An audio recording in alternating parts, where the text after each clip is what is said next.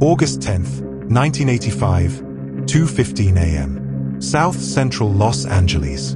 Streetlights flicker against cracked pavement, casting weak shadows across alleys where stray dogs scavenge through trash.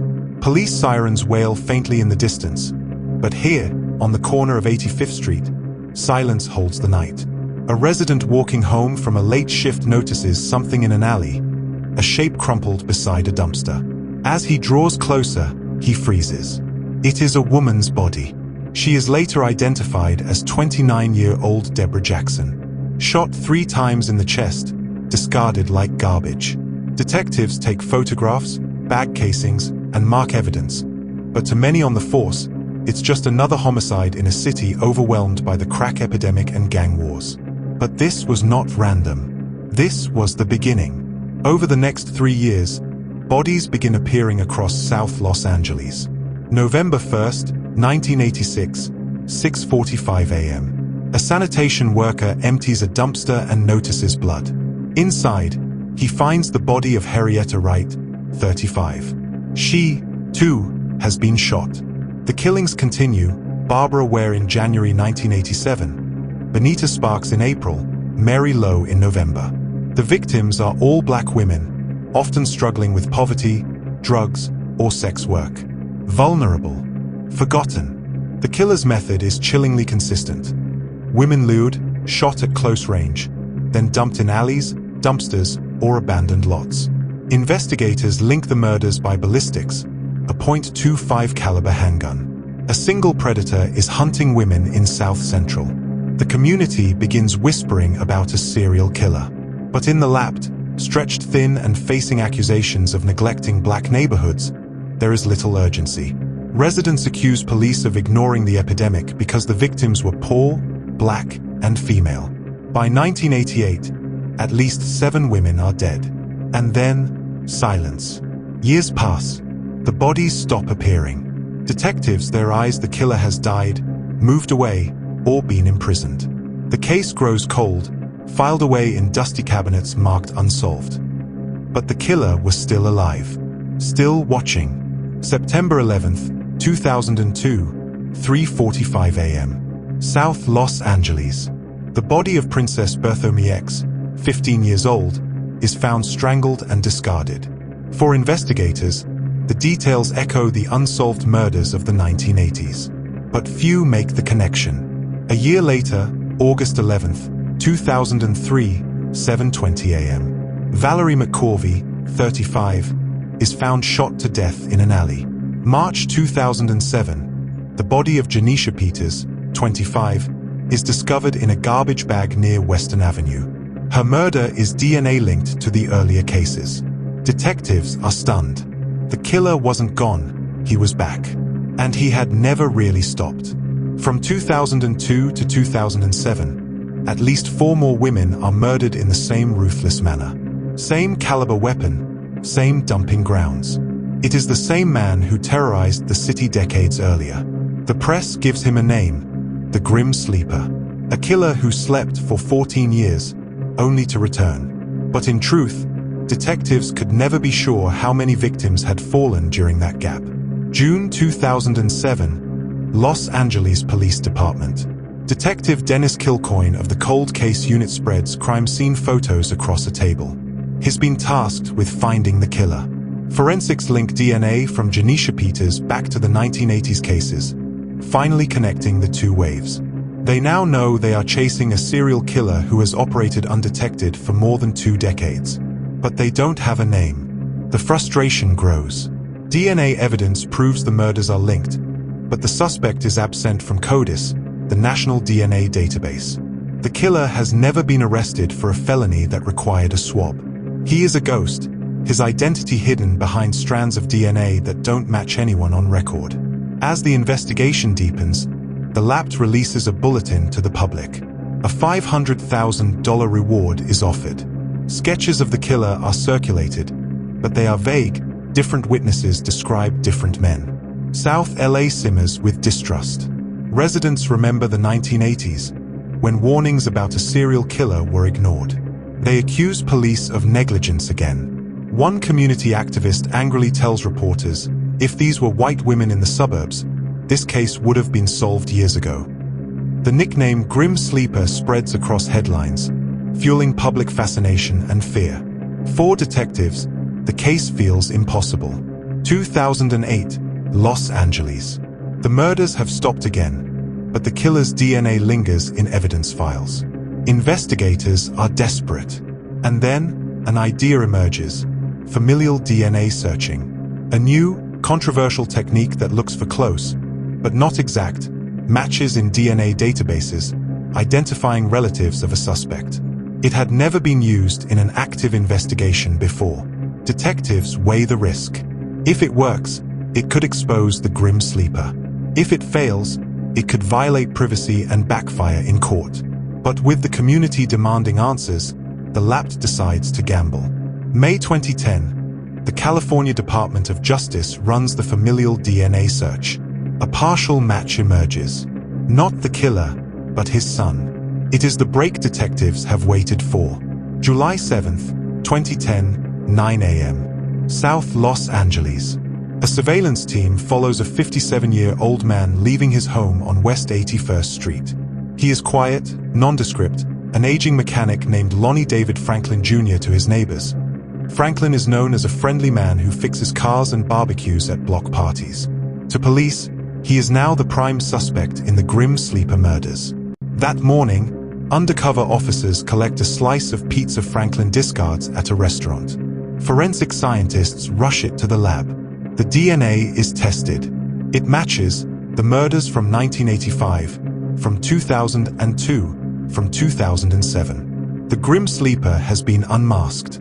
But what detectives will find inside Franklin's home will be even more disturbing than the murders themselves. Inside, they uncover more than 1,000 photos of women, many unconscious, some possibly dead. They find jewelry, clothing, and keepsakes belonging to victims never identified. Detectives begin to fear the official count of 10 murders might barely scratch the surface of Franklin's crimes. Some investigators believe he may have killed 20. Others whisper the number could be closer to 100. In 2016, after years of delays, Franklin finally stood trial.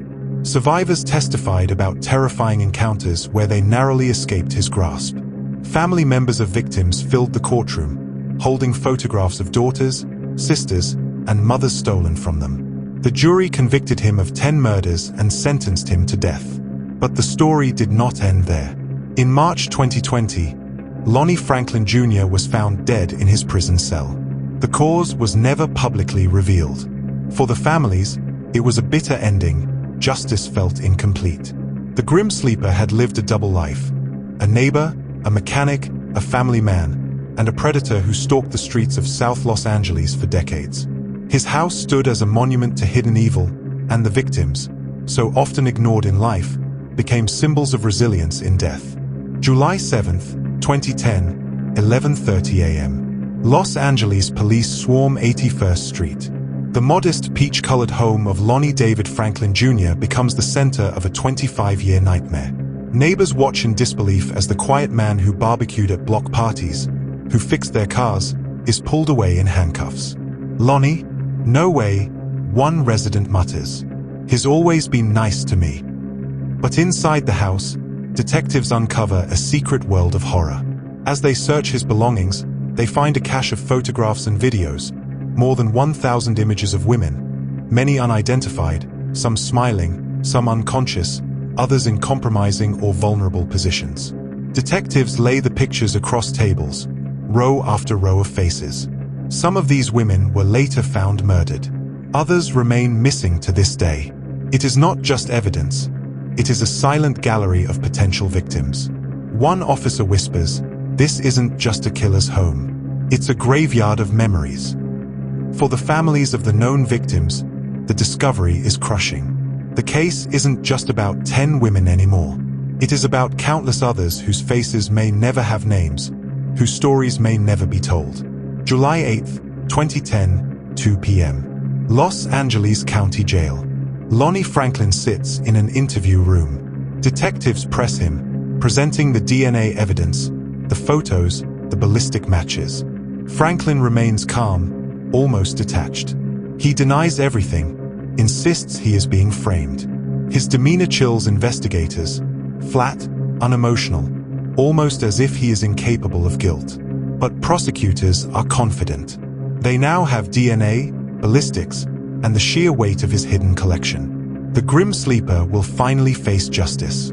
March 9th, 2016, 9 a.m. Los Angeles Superior Court.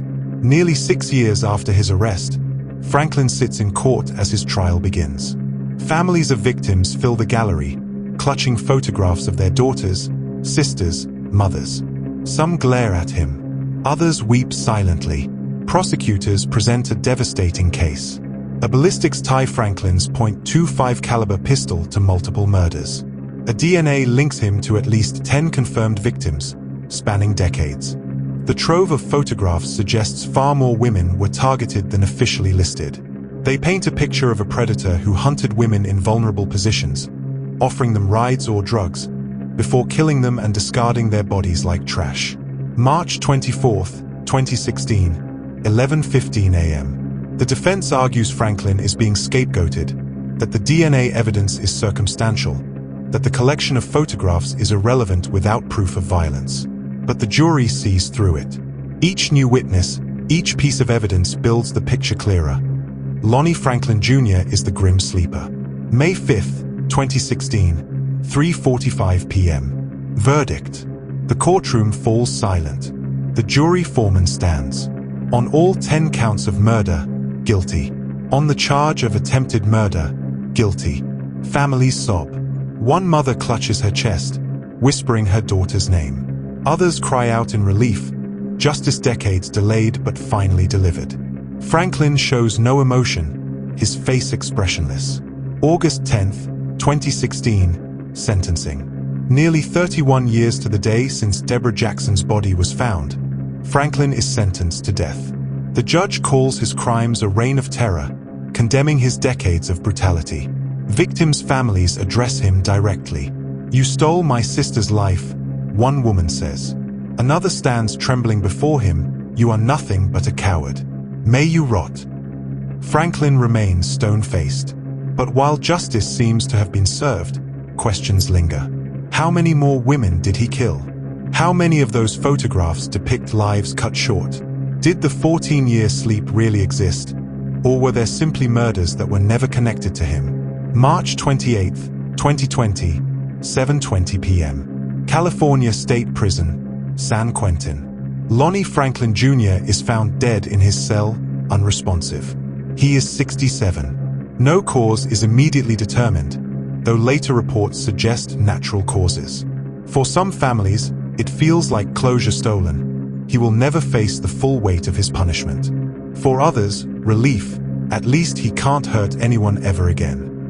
The crime's uncoded angle. The Grim Sleeper case is not just about one serial killer. It is about systemic neglect. For decades, the murders of poor black women in South Central were dismissed as less urgent, less worthy of investigation. Communities accused police of indifference. And when Franklin paused his spree, the silence of law enforcement allowed him to vanish back into anonymity.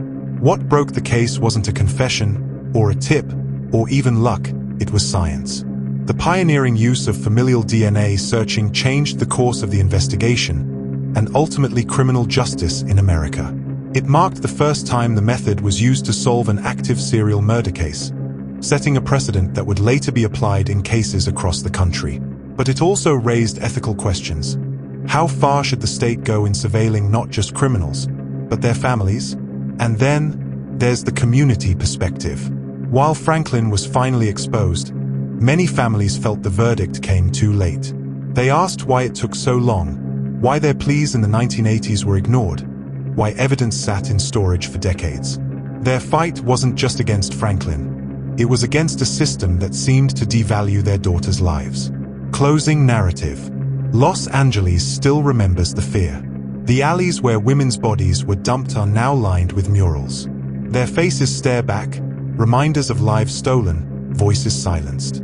Candles still burn on corners where victims once stood. One mother once said, "They called him the Grim Sleeper, but for us, he never slept."